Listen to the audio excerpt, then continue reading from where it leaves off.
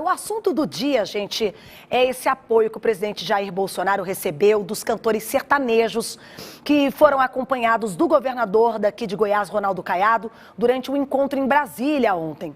Participaram desse encontro o Gustavo Lima, o Leonardo, o Zezé de Camargo, da dupla com o Luciano, o Chitãozinho, da dupla com o Chororó, o Fernando, que esteve lá também da dupla com Sorocaba, a Sula Miranda e também o apresentador de televisão Ratinho. Recentemente, Bolsonaro também visitou o camarim da dupla Henrique e Juliano no estádio Mané Garrincha. Então está acontecendo uma aproximação, né, do presidente, desses cantores, nessa reta final. São cantores muito populares no Brasil. E será que seria agora uma estratégia de campanha para tentar mudar os votos nessa reta final do segundo turno? De acordo com pesquisas de intenção de voto, a rejeição a Bolsonaro ainda tem um percentual considerável, é maior do que a do adversário Lula. Mas será que com esse apoio agora dos cantores sertanejos, Bolsonaro pode conseguir a virada? Pergunta lançada 32017720, é o nosso telefone para participações. Já faço a pergunta para vocês, Rafael, e depois eu vou mostrar os bastidores desse encontro. Eles fizeram uma live, vários cantores falaram, e a gente quer desmembrar o que teve nesse apoio, o que eles falaram lá, que viralizou, muita gente postou ontem nas redes sociais. Valdineia, qual a sua opinião? São apoios robustos, importantes de sertanejos que chegam ao povo? Com certeza chega ao povo, porque são pessoas conhecidas nacionalmente e não é um apoio tímido ou um apoio que depois é retirado, igual da Anitta, né? Em relação a Lula, que agora está dizendo, gente, não me envolva nisso, não tem responsabilidade em nada. Pelo contrário, são pessoas que estão dizendo, olha, gente, nós precisamos eleger o Bolsonaro e tal. E são pessoas que levam multidões, tem milhões de fãs, né? Então, com certeza, é um apoio importante para a campanha nessa reta final. Professor Alexandre, esses sertanejos chegam ao povo, são capazes de mudar o voto? Então, Rafael, a gente já conversou aqui em outros momentos em relação a apoios, né, aos presidenciáveis, e me parece que esses apoios, né, eles não representam necessariamente uma correia de transmissão em termos de votos. O que se destaca, em especial, nessa situação, é a presença do governador do estado de Goiás junto com os sertanejos. Não era uma pauta, né, do governo do estado.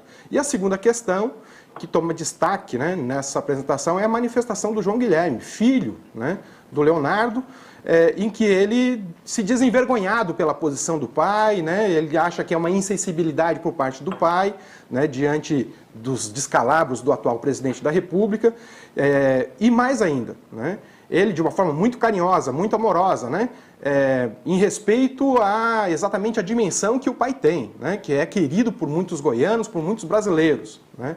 Ele deveria tomar mais cuidado com a sua imagem e não sair ao lado, né, de um sujeito que é responsável por quase 700 mil mortes, né, durante a pandemia de Covid.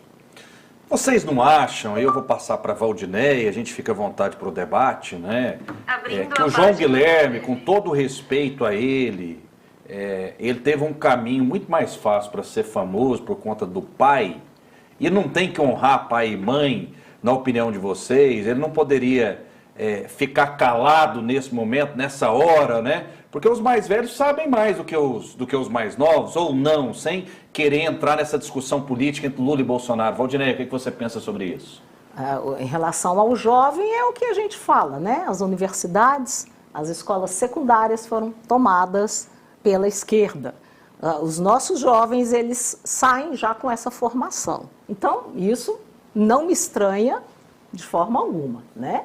E, pelo jeito, talvez não há uma proximidade muito grande entre pai e filho, talvez não convivam tanto, né? E aí não houve nenhuma instrução. Isso não me estranha, isso é comum acontecer, né? Tanto pelo fato de que a força que o TSE fez para que os jovens de 16 anos tirassem título, a gente sabe por que é, né? Porque os jovens de 16 anos estão saindo da escola secundária, que já há uma grande influência ideológica, isso é fato, ninguém pode questionar isso no país, porque isso é fato, todo mundo sabe como que o ensino é feito nas escolas secundárias, infelizmente. Artisticamente falando, professor Alexandre sempre provocador, trazendo bons assuntos aqui pra gente, e isso é importante. Mas artisticamente, o João Guilherme não é capaz de engraxar o sapato do Leonardo. Mas ele tem o direito de se expressar também, professor. Então, não só isso, eu acho que a dimensão, né, artística das nossas personalidades aqui do Estado, elas são as mais variáveis, e a gente tem uma riqueza artística aí que a gente não pode desprezar. Mas em que pese, né, aí os gostos artísticos de cada um, nós temos do ponto de vista concreto um filho, né, que ama o seu pai, né, que se sente responsável não só pela sua carreira, mas também pela carreira do próprio pai, uma pessoa maior de idade. Não é o sistema educacional, né, que está corroendo a consciência da juventude. Não, ao contrário, o sistema educacional serve exatamente para um processo de elevação dessa consciência, essa capacidade de analisar o mundo e de compreender o mundo. Essa sensibilidade do João Guilherme, ela tem que estar muito atenta para o povo goiano, que é uma sensibilidade de quem teve acesso à melhor educação aqui do Estado, não tenhamos dúvidas disso, e de quem está preocupado. Vejam, não é com ele está preocupado com o próprio pai, né? Então aqui, inclusive... Mas não é uma inversão de valores, professor Alexandre? Vejam, não. O aluno querendo ensinar para o professor, o filho querendo ensinar para o pai, entrando nesse debate. Então, tem uma frase muito clássica que diz o seguinte: o mestre fala na vida do discípulo, mas o discípulo não pode falar na vida do mestre. Isso não é básico, professor? Então, Rafael, tem várias questões que tu coloca aí que são muito importantes. A primeira, né, as novas gerações, gerações que estão associadas aí a um conhecimento cosmopolita, eles têm um papel muito importante na transformação da sociedade. Não é apenas uma repetição do velho e do antigo. A gente tem aqui a juventude exatamente como elemento fundamental de transformação da sociedade. Então é importante a gente compreender o espaço da juventude. A outra questão que me parece fundamental aqui é que o João Guilherme trata com muito respeito o seu pai.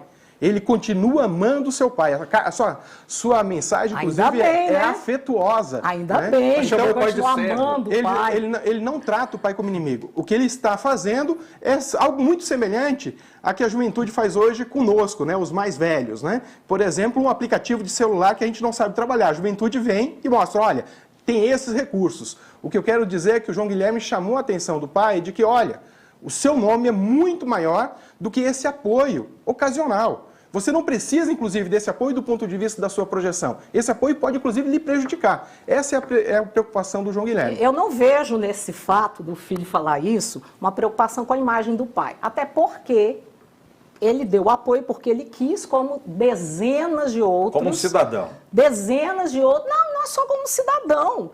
Ele é um cantor que canta para massas que são de direita também. E ele está querendo dizer para aqueles que ainda não são de direita, olha, é um plano melhor.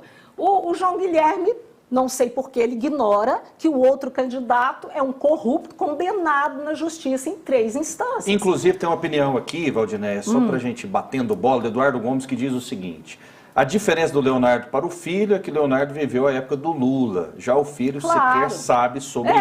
Ele sabe que ele aprendeu na escola. E a gente vê um rapaz jovem dizendo para o pai, pai, que vergonha você apoiar um homem que nunca foi preso, um homem que todos os processos contra ele na Câmara deram em nada, porque eram todos processos por opinião. Um homem que fez com que a economia brasileira sobrevivesse nesses 4 anos, 2 anos de pandemia, uma guerra agora se arrastando ali no leste europeu. E esse rapaz achar que o pai está errado.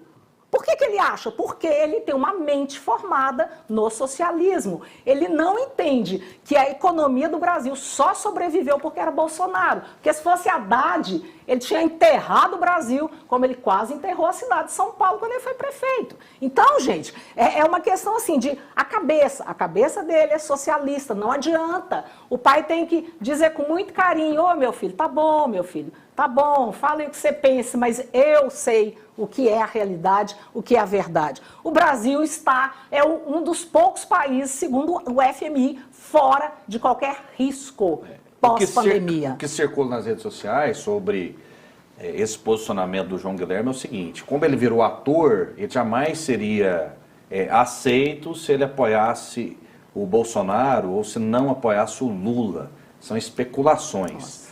Vamos fazer o seguinte, nós temos aí, para a gente fechar essa primeira rodada, né, já que o tempo é esse, um tweet de uma pessoa que eu não conheço, mas tem circulado nas redes sociais, dizendo que os sertanejos não chegam perto de artistas como os da MPB. Coloca aí, Asaf, por gentileza, esse tweet. Vamos lá que eu vou abrir aqui também. E aí eu pergunto para vocês se isso não seria um preconceito. Olha só, 30 Leonardos não fazem meio Chico Buarque, 50 Chitãozinhos não fazem meio Caetano, 100 Zezé de Camargo não valem meio Gilberto Gil. E aí eu pergunto, né? Não existe um preconceito musical e cultural com esse tipo de declaração? E aí eu pergunto também, qual música é mais tocada hoje? A música do Leonardo, a música do Zezé de Camargo e Luciano, a música do Imperador, ou a música desses artistas clássicos? Qual música chega ao povo? A música erudita ou a música popular? A música do homem do campo, a música romântica, a música sertaneja? Valdinéia. Não, isso é inquestionável, as rádios todas sabem que as sertanejas alcançam muito mais a população. Eu vejo quando a pessoa coloca isso, é porque ela sabe que todos esses cantores de MPB, né, aqueles que foram perseguidos na época da repressão, e foi todo mundo para a França, viveu com pensão lá, depois voltou todo mundo bem, né? Os perseguidos do regime político, né, que é um absurdo, porque onde o socialismo faz revolução, os perseguidos são mortos mesmo, não fica gente para contar a história. Outra coisa curiosa, né? A história sempre é contada por quem? Pelos derrotados ou pelos vencedores? A história mundial, ela é contada pelos vencedores. No Brasil, a história foi contada por quem? Por esse povo que voltou, porque eles não perderam nada. Eles foram para a França, eles foram para outros países, eles viveram as vidinhas deles lá e depois voltaram para tentar retornar aquilo que eles queriam naquela época. Então, quando uma pessoa fala que não chegam aos pés, essa pessoa está na sua bolha, né? Não sabe que a maioria da população brasileira prefere o sertanejo. Eu até gosto muito de MPB, eu até gosto. Só que por causa de dizer assim, não chegam aos pés, não, porque tem milhões de pessoas que gostam muito mais da sertaneja, né? E essas pessoas que têm esses posicionamentos da MPB, que a gente sabe que foi todo mundo que veio desse período, eles não me representam, eles não me representam. Professor Alexandre. Então, a Valdinéia parece que a ditadura não teve censura, as músicas da MPB não foram censuradas, não só da MPB, né? Para ela também não houve perseguição e assassinato dos opositores, para ela também não houve a morte, o assassinato de Vladimir Herzog. Então, todas essas arbitrariedades da ditadura são passadas pano, né? Aqui o debate sobre a cultura é muito importante. Eu acho que o tweet, né, em que busca comparar gostos musicais e artísticos, ele não corresponde à realidade, né, objetiva, que nós temos aqui, né, não só no Brasil, isso é em todo o mundo, a indústria cultural que molda os nossos gostos, por incrível que pareça, porque a indústria cultural não é apenas um conceito, ela é uma materialidade. E que ela pega, inclusive, diferentes tipos de gostos culturais. Se hoje nós fôssemos analisar o que mais toca, né, em termos de conteúdo nacional produzido, não é nem o sertanejo nem o MPB, é o funk. O funk tem uma projeção, inclusive, para além do país. É surpreendente, né, como isso pega. Lógico que a gente está num estado em que o sertanejo predomina do ponto de vista da reprodução da indústria cultural. Agora, o que é mais importante nesse debate, e isso aqui é muito importante, nós temos uma posição de um jovem, né, que tem o seu espaço midiático, que tem os seus seguidores, etc., que está dialogando com o seu pai, né, e que está, nesse momento, colocando aquilo que está atingindo os lares de quase todo mundo. As nossas diferenças estão sendo levadas a um tom, né, como sendo agressões entre os sujeitos da mesma família. E aqui não é agressão. Vejam, a forma como o João Guilherme coloca o debate é uma forma muito racional, muito tranquila. Do outro lado, sim, eu acho que tem uma reação irracional, né? Vejam, João Guilherme, porque se posicionou, porque é artista, é chamado de socialista, é chamado de vermelho, que não é verdade. Está aí a Regina Duarte para dizer que não é verdade. A Regina Duarte é uma apoiadora de Bolsonaro. Uma exceção. São poucos, mas tem. Tem, é importante dizer que tem. Né? Não dá para a gente imaginar que o mundo artístico, ele agora virou um mundo comunista ou revolucionário, porque não é verdade. Isso não é verdade. Do ponto de vista material, o que importa para nós agora é pensarmos por que o Brasil, com todo esse pacote, com toda essa campanha, vejam, o Bolsonaro está fazendo uma campanha eleitoral com mais de 100 bilhões de reais, porque ele está usando o auxílio, né, emergencial até o final do ano para sua campanha, porque ele está antecipando esse auxílio para sua campanha, porque ele está sugerindo, inclusive, uma medida agora, 10 dias antes da eleição, né, para criar um fundo tecnológico, né, para criar bolsa tecnológica. Vejam, essas políticas são claramente eleitoreiras. E isso, sim, vai influenciar nas eleições. Eu não tenho dúvida, essas eleições estão extremamente disputadas, nós estamos a 11 dias do pleito, e o grande desafio, né, da população brasileira é se orientar com sanidade, com racionalidade, é afastar o ódio e pensar com razão. Qual é o futuro do país que nós queremos? Vejam, o Bolsonaro não demonstra nenhuma vontade de congelar imediatamente o desmatamento da Amazônia. E se a Amazônia não parar de ser desmatada, ela entra no ponto de não retorno. Ela vai virar uma savana. Isso vai destruir com a agricultura brasileira. Né? Então é importante ter esse compromisso público, que até agora não veio. Só veio do presidente, do ex-presidente, candidato Luiz Inácio Lula da Silva. Do ponto de vista objetivo, né, se o Brasil ficar sem a Petrobras, que é responsável por 10% do PIB brasileiro, nós vamos ficar sem um agente econômico fundamental para garantir não só preços baixos dos combustíveis, mas também para garantir o desenvolvimento da nossa economia. Se for vendida a Petrobras, a Caixa Econômica Federal, o Banco do Brasil, nós vamos chegar a um ponto de não retorno do ponto de vista político para o desenvolvimento econômico brasileiro. Então é importante que o eleitor, né, que o telespectador, tenha consciência de que existem desafios colocados. Um, que é o caminho da destruição do país, representado por Bolsonaro, e o outro que é o caminho da reconstrução do país, representado por Lula. Só voltando na questão do período do regime militar, que eu não defendo, mas eu estou só comparando, professor, só comparando. Aqui no Brasil dizem que tem 400 pessoas que foram mortas, das quais dezenas já se sabe que foram refugiadas em países vizinhos, tá? Só estou comparando números. Havana, a ilha de Cuba, que é desse tamanhozinho aqui, é um tamanho quase que... De que tamanho? Uma cidade grande aqui no Brasil. Foram mortos mais de 1.700 pessoas no paredão. Só estou comparando, não estou dizendo que é bom, não. Eu só estou comparando. A China foram mais de 20 milhões na União Soviética, até porque, pela fome, o número dizem que chega a 50 milhões de pessoas mortas por perseguição e por fome. Por quê? Porque onde chega o socialismo e ele é implantado de verdade, acontece o que está acontecendo na Venezuela, na Argentina e por aí afora. Ok, vamos lá. Débora Moraes, vamos com esses depoimentos dos sertanejos favoráveis ao Bolsonaro. Débora. Com certeza, aqui no nosso debate a gente já mostrou na época, semanas atrás também, a virada, quando os artistas apoiaram Lula. E agora, essa live de ontem, ela repercutiu nas redes sociais.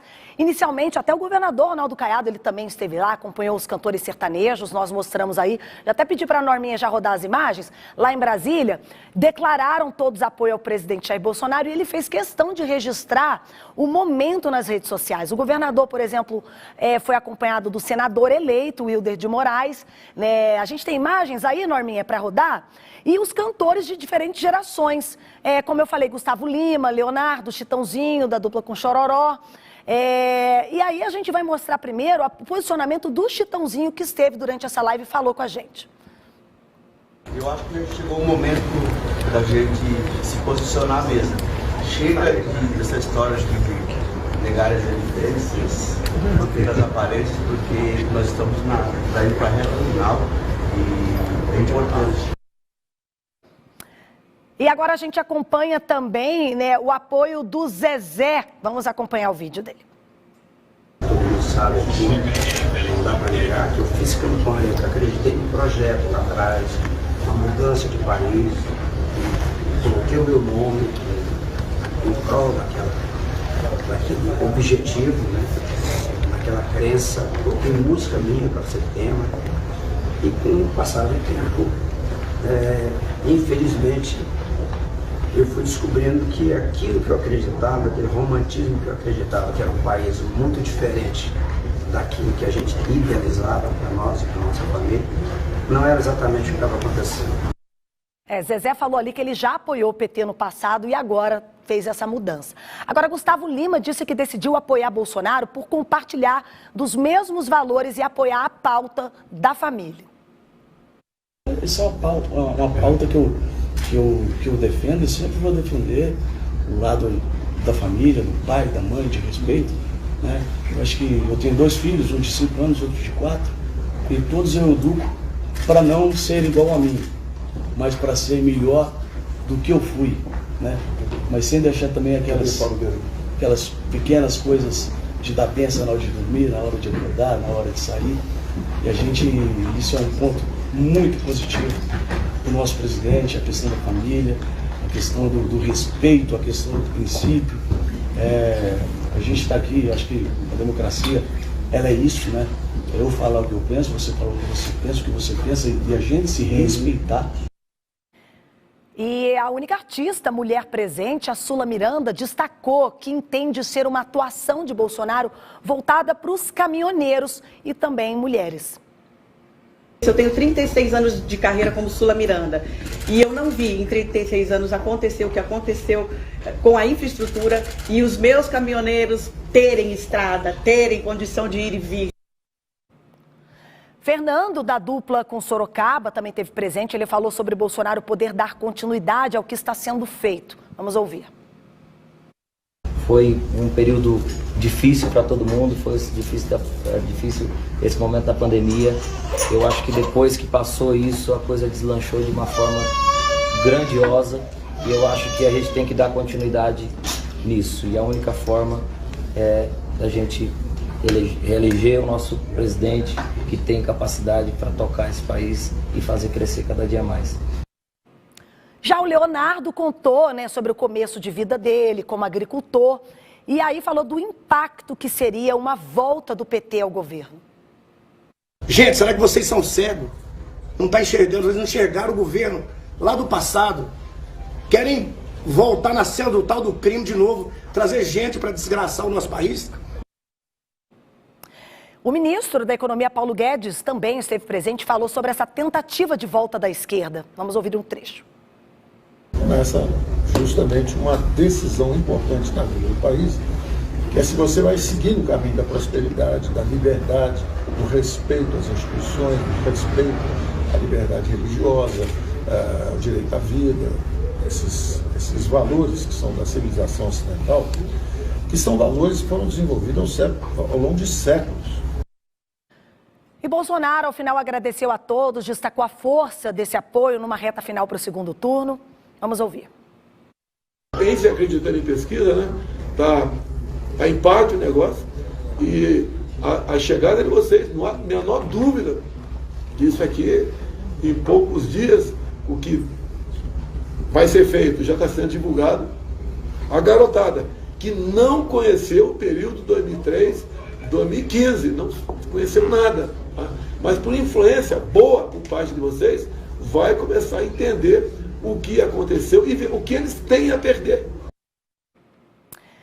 Foram alguns trechos, o Ratinho também falou, teve um outro cantor lá do Chapéu, que agora eu não me recordo o nome, daqui a pouco a gente vai mostrar também o governador Ronaldo Caiado. Agora, um detalhe que chamou a atenção ali, Rafael, teve um trecho da Sula Miranda que ela falou, junto com outro cantor, que os caminhoneiros que estão trabalhando aí nas estradas, muitos não tiveram oportunidade nem de votar, porque estavam trabalhando, né, percorrendo esse Brasil afora. Mas diferente do que aconteceu nos presídios, em que todos puderam votar. Eles foram, assim, colocaram algumas farpas também nesse contraponto aí com os adversários.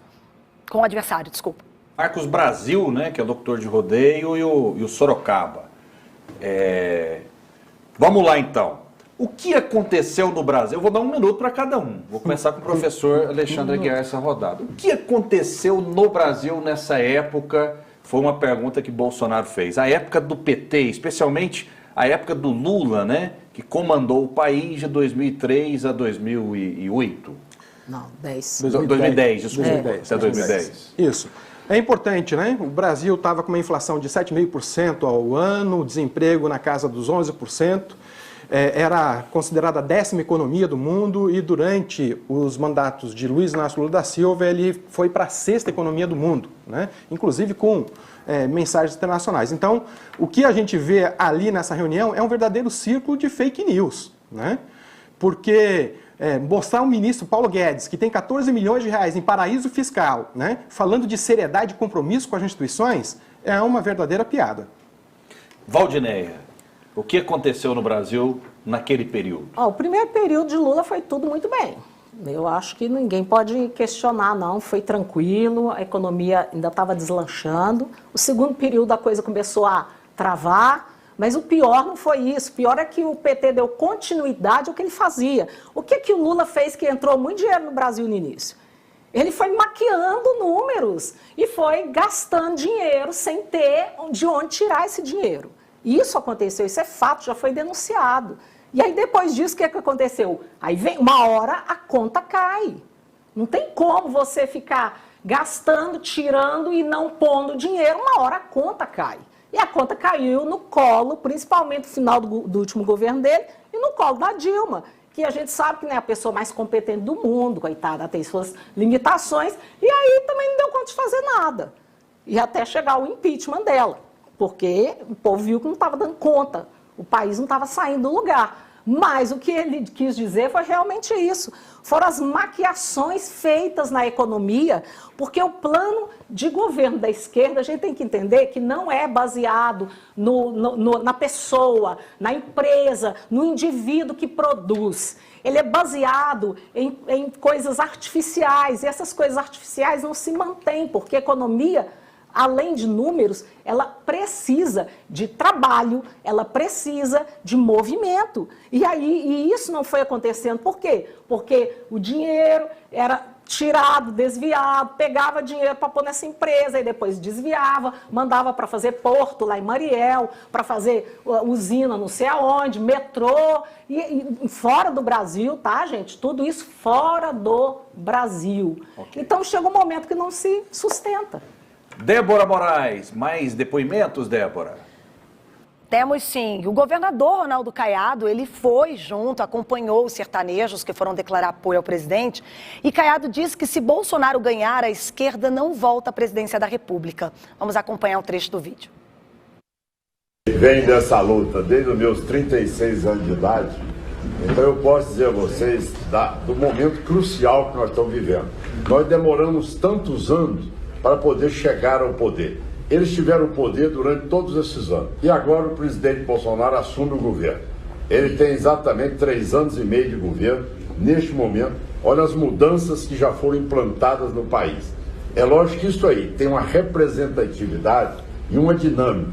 Se ao mantermos essa dinâmica atual, com a política implantada por ele, por seus ministros, nós vamos ver que o Brasil vai ser uma transformação tão grande que eles jamais terão espaço para voltar no comando desse país. Tá aí, Rafael. Inclusive, durante a conversa ali com todos, eles almoçaram, fizeram stories. Então, assim, mostra agora um posicionamento do governador Ronaldo Caiado que contrapõe muito com que... Contrapõe não, que vem de acordo muito com o que ele já vinha combatendo no passado, nos outros discursos, quando ele foi senador. Enfim, a gente já veio mostrando aqui no debate. Mostra coerência, né? Porque se há um político de direita no Brasil, esse político é Ronaldo Caiado, desde da UDR, né? Desde a década de 1980, né? Ele disputou uma eleição ali contra Brizola, contra Fernando Henrique Cardoso, contra a FIF, contra grandes lendas, Ulisses Guimarães também. Então Caiado se posiciona e diz que é importante a direita estar no poder, Valdinéia. Concordo com ele, está certo, né? Ele e alguns outros já têm surgido várias lideranças de direita no país, né? E isso mostra exatamente que há uma grande parcela da população, eu diria a maioria da população brasileira. Apesar das pesquisas que eu já te falei, falava isso antes do primeiro turno, eu não creio em pesquisas, não creio, porque todas elas são pagas por alguém, né? Mas pesquisa erra. Eles falam que é 2 pontos para mais ou para menos, não 14 pontos, né? Dos 2 mais 2 e mais 10, né? Então, eu não confio em pesquisas e eu creio que existe realmente essa tendência no Brasil. Por que essa tendência? Porque a gente tem visto que o socialismo tem dado muito errado perto de nós. Porque a gente não via a União Soviética. A União Soviética foi uma potência durante muito tempo, eles sustentaram Cuba durante décadas, mas, de repente, quem sustenta Cuba hoje?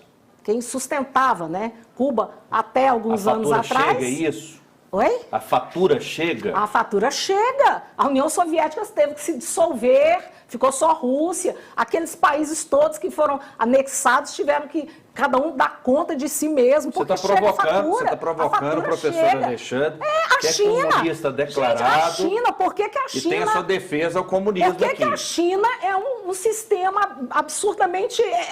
a gente não consegue entender a China. A China é capitalista. Do ponto de vista econômico. De maneira selvagem ainda. Capitalista do ponto de vista econômico. Lá o povo ganha muito mal para eles poderem vender barato e vender para o mundo inteiro. Mão de obra mais barata do mundo. Mas a China continua sendo um lugar que não há nenhuma liberdade de expressão. Um lugar que quem manda ali é só aquele comando central e pronto. Todo mundo obedece, todo mundo sabe disso. Um lugar em que as igrejas são perseguidas.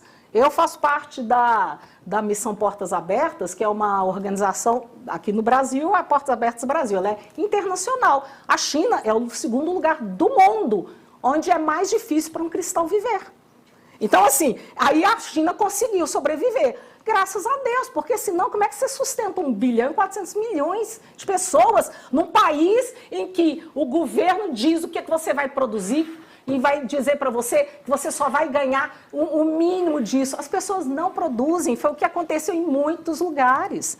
Então, a gente vê que o brasileiro está abrindo o olho e entendendo. Não existe um sistema capaz de produzir riquezas que não seja dentro do capitalismo. Agora, não precisa ser selvagem igual da China. Pode ser um capitalismo organizado, que é o que tem ocorrido no Brasil nos últimos anos. Professor Alexandre. Do ponto de vista objetivo, tem várias questões colocadas, né? Vamos pensar sobre o socialismo, né?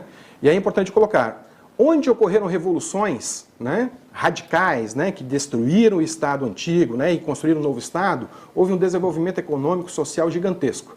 Tanto é que o parâmetro para o desenvolvimento social da Europa Ocidental foi a Europa Oriental, então socialista, após a Segunda Guerra Mundial. É importante lembrar que na América Latina, os governos progressistas que ascendem aí no início dos anos 2000, né, Evo Morales, Rafael Correa, o Chaves já em 1998, Rafael Correa, Evo Morales, o Lugo no Paraguai, né, entre outros aqui no Brasil, né, Luiz Inácio Lula da Silva, tiram a América Latina em grande parte do mapa da fome e do mapa da miséria. O socialismo tem um compromisso com a justiça social e isso é fundamental colocar. Hoje, a crise na Venezuela é detonada fundamentalmente por sanções norte-americanas, né, contra o país. Isso, vejam, os Estados Unidos compra 70% da produção de petróleo, comprava, né, da Venezuela. Então ele cortou essa compra, realmente o país vive uma crise. Agora, do ponto de vista objetivo, as mazelas do desenvolvimento do capitalismo, a gente pode discutir em outro momento. O que importa é a gente vir para a pauta nacional. E aí na pauta nacional tem duas questões que eu gostaria de chamar a atenção. Primeiro, a reunião, né, que aconteceu com os artistas, né, do sertanejo e com a honrosa exceção da Sula Miranda, né, a única mulher, né, que com certeza ela não vai, né, se escudar na ideia de que pintou um clima, né, que foi o que o presidente falou, né, numa live dele em relação a meninas venezuelanas de 14 e 13 anos de idade. Né.